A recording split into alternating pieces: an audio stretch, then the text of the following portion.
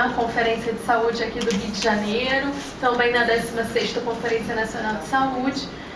Fico feliz de estar aqui porque esse é o meu estado, né? Embora hoje eu esteja no Conselho Nacional, eu sou trabalhadora aqui do Rio de Janeiro, da Rede Federal, do Instituto de Traumatologia e Ortopedia.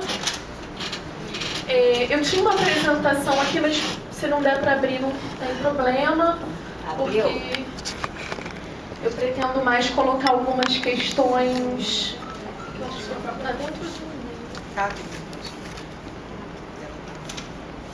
algumas questões mais conceituais, né? E agradecer, né, o convite da Zaira, de todos vocês, os vários rostos conhecidos que vejo aqui. Eu acho que é o mesmo arquivo, pode ser o primeiro. Obrigada. Bem, há muito tempo que eu venho ao Conselho Estadual de Saúde, né, lá na Rua México, quando eu era estagiária de um projeto de pesquisa da UERJ chamado Projeto Políticas Públicas de Saúde, coordenado pela professora Marinês Bravo, que acompanhava a situação dos conselhos e de saúde no Rio de Janeiro. Então é um prazer estar de volta, ainda aqui no outro espaço, mas politicamente no mesmo local, né? Pode passar, por favor? Eu queria, assim, trazer algumas reflexões, né, que em seguida terão continuidade aí com a professora Maria Helena, do ponto de vista do Conselho Nacional de Saúde, do que a gente vem debatendo lá, né, considerando que, dadas as particularidades, né, as diferenciações entre o âmbito nacional e municipal, a perspectiva da política, a política da qual a gente está falando, ela é a mesma. A gente está falando de uma política de atenção básica, embora a gente tenha, né, agora uma secretaria de atenção primária, sem que a política tenha mudado de nome, a secretaria nos trouxe outro, né? E a gente precisa saber de qual atenção básica ou primária a gente está falando, né? É de uma atenção à saúde em um país onde a gente tem historicamente projetos de saúde em disputa. Na verdade, projetos de sociedade que vão se expressar na saúde. Então, a gente está falando, né, de uma disputa entre um projeto de saúde mercantilizado, de saúde voltado para o mercado, privatista, e um outro projeto de saúde que se, né, filia ao projeto de reforma sanitária, né, que defende a universalidade do Sistema Único de Saúde, a integralidade, né, que defende essas concepções para o sistema de saúde, mas também para a sociedade, uma sociedade mais justa, o enfrentamento da desigualdade social que é histórica no nosso país. E a gente está falando dessa disputa em um momento em que ela se acirra, né? Desde o governo Temer tem uma aceleração do projeto de contrarreformas e uma aceleração dessa disputa do capital pelo mercado da saúde, também da educação e da previdência, mas aqui o nosso foco é a saúde. E hoje eu diria que esse projeto é de submeter totalmente o Sistema Único de Saúde à lógica de mercado. Pode passar. Então, a gente poderia estar falando de uma atenção primária nos moldes de Alma Ata, muito bem trabalhado pela professora Lígia Giovanella em seus artigos, por outros autores de referência também, que é uma atenção primária pautada, né, na integralidade, pensada em um sistema universal de saúde, que tem universalidade dentre os seus pilares, que trabalha com a determinação social da saúde, que é resultado da organização política da sociedade, né, uma sociedade dividida entre o capital e o trabalho, como a nossa. Ou falar de uma atenção primária baseada na perspectiva de seletividade, em uma atenção primária para uma parcela restrita da população.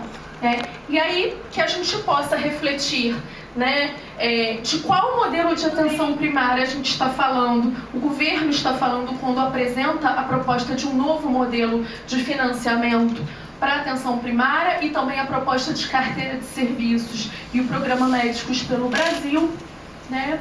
E qual proposta está em consonância com o Sistema Único de Saúde, considerando a universalidade, a integralidade, a diretriz da participação social nesse sistema. Pode passar, por favor. Né? Então a gente está falando de um modelo de financiamento, e aí a gente não vai esgotar todo os seus meandros, porque essa proposta é importante a gente lembrar, né? Ela vem circulando em vários slides, né? Ela aparece, é apresentada num evento que ocorreu aqui no Rio de Janeiro, ela tem sido mencionada em entrevistas em outros espaços, mas no âmbito do Conselho Nacional de Saúde, nós não recebemos essa proposta e ela não foi apresentada no plenário, né? Tivemos uma apresentação da SAPES, da Secretaria de Atenção Primária, por meio da Caroline, que é a secretária adjunta. Ela falou do novo organograma da Secretaria, um pouco da proposta, mas não entrou no financiamento. E naquela ocasião, há um mês atrás, foi solicitado o envio dessa proposta e isso ainda não chegou para a gente, né? Mas chama a atenção, desde o início, né, a ideia de um financiamento que é direcionado à pessoa cadastrada, né? Como a própria Caroline disse, vem sendo repetido, o foco na pessoa, né? Que é uma pessoa beneficiário de programas assistenciais e previdenciário com escopo restrito.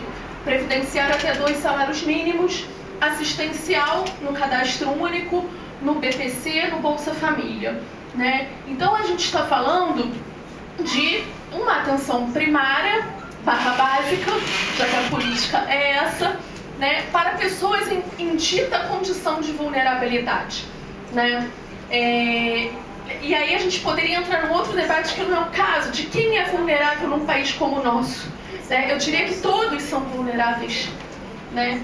Em um país que, inclusive, um ex-presidente da República está preso sem provas. Então isso coloca toda a população do país numa situação de vulnerabilidade, né? O próprio capital nos coloca nessa situação, né? Seja um servidor público que hoje está sob ameaça com uma proposta de reforma administrativa, seja aqueles que iam se aposentar daqui a 5 anos, aí para falar de um tempo razoável, e que agora não vão mais poder se aposentar da mesma forma com a reforma da Previdência que foi aprovado, e políticas de diversos municípios que não vão ter condição de sustentabilidade com a emenda constitucional 95.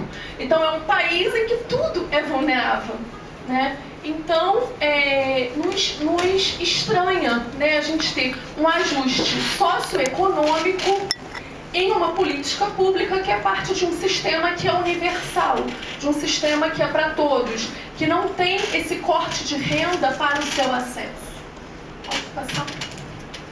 Né? Então é um foco na pessoa que é justificado pelo custo-benefício, efetividade, eficiência, né? Uma focalização justificada na política neoliberal há muitos anos, né? E que vem sendo requentada, digamos assim, né? Mas como que a gente pode separar o foco da política da concretização do Sistema Único de Saúde? Né? O foco da política em uma pessoa, né, ele é contrário a diversos princípios do sistema, né? E a gente, para falar em efetividade, em eficiência, nós não dizemos aqui que a eficiência não é importante, mas a eficiência, ela não se separa de transparência, da participação social, para que você possa definir critérios, metas, qualquer tipo de condições com a participação da população nessa definição, né? Para que você possa também ter qualidade, né? Respeito. Tudo isso também faz parte do que a gente chama de eficiência. A eficiência, ela não é o cumprimento de uma meta imposta por um ser acima ao restante da população. Então, assim, a eficiência, ela por si não é mal vista, mas ela não pode ser restrita a ordenamentos financeiros e a hierarquização, né, de alguém que determina o que é ser eficiente, à revelia do restante da população.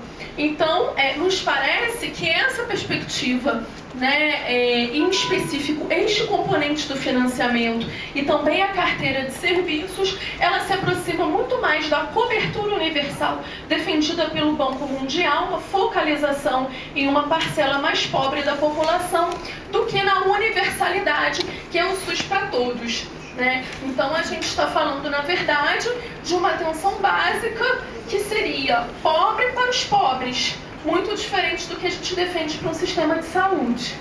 Pode passar, por favor? Eu coloquei só uma imagem, né, para a gente refletir e para a gente não desanimar, né, do Chile, da luta de um usuário do sistema contra o câncer, pelo pagamento de quimioterapia, pela saúde digna, pelo país, pelo Chile. Né? Pode passar, por favor. E por que eu coloco isso? Né? Porque o modelo de financiamento da atenção básica, ele não está separado da política de saúde geral do país e nem da política macroeconômica.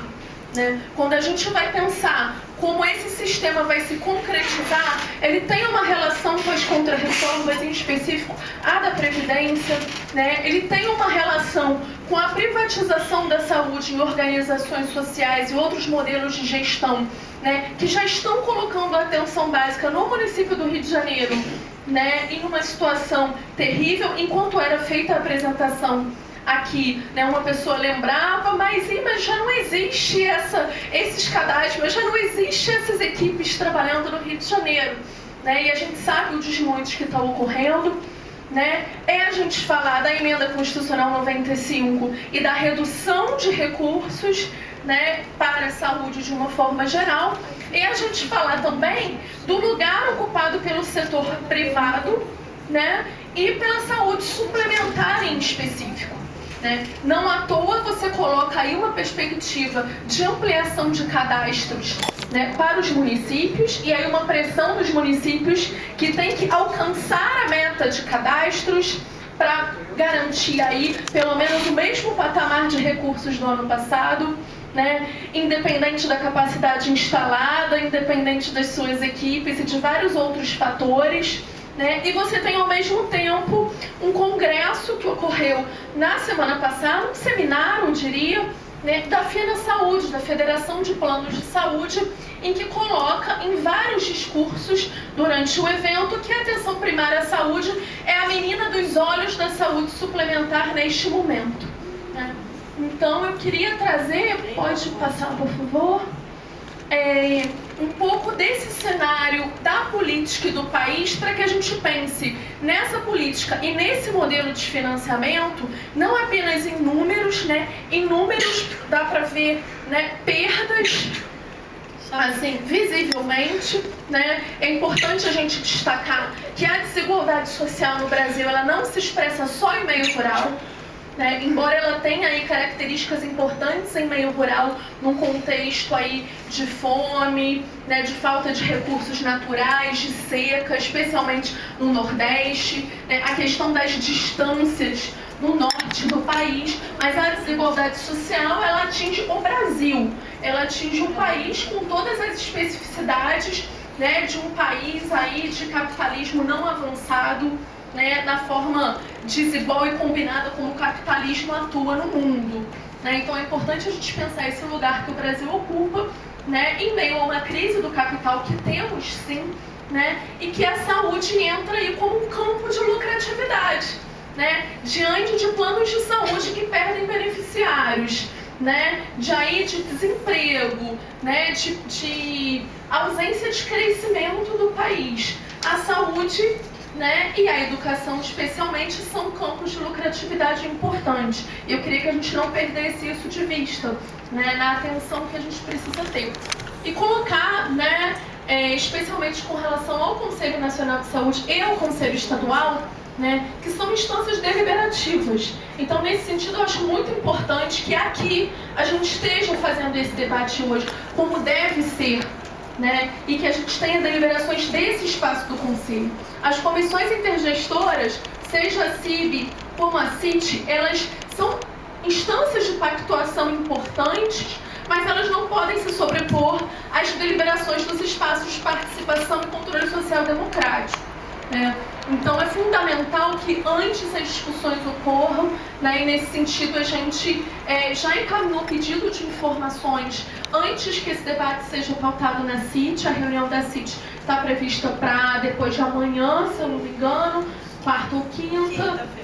Então, a gente ainda não tem essa resposta, mas a gente vem desde 2017, quando teve a pactuação da PNAB, né, naquela época a gente já fazia esse alerta de que o espaço de deliberação é o espaço dos conselhos com participação da sociedade e também dos gestores. Os gestores também estão nos conselhos, né? Então, assim, a CIT não pode se sobrepor nem a CIB, né? E a gente tem aí resoluções e recomendações do Conselho Nacional de Saúde da 16ª Conferência na defesa da atenção básica de saúde como ordenadora do cuidado, ordenadora do sistema de saúde, né? E que possa aí ser pautada sempre na universalidade do sistema, né?